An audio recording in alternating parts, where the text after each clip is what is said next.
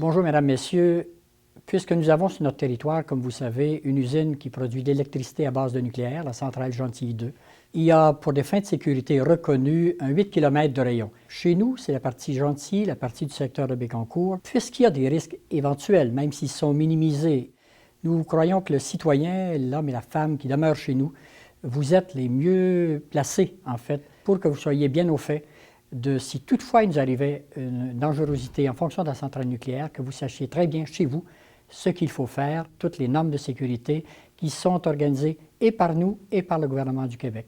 Alors, je vous avise, au nom de la Ville de Bécancour, de porter attention à ces documents, d'en prendre connaissance, évidemment, d'être au fait de tous les détails de façon à réagir rapidement si toutefois, malheureusement, on avait utilisé ces données techniques de prévention. Je vous remercie. Afin d'être prêt à faire face à une situation d'urgence, il est important de s'informer et d'informer nos proches des mesures à prendre et des gestes à poser. Il est essentiel de se procurer la fiche des gestes à poser ainsi que les comprimés d'iode et de ranger ceux-ci à l'endroit approprié.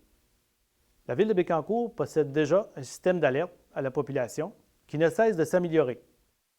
C'est par ce système que les gens seront avertis lors d'une urgence. Si un accident nucléaire se produit, il est important de se mettre à l'abri dans une résidence, dans un commerce ou un édifice public et d'écouter les médias afin de connaître les consignes à venir.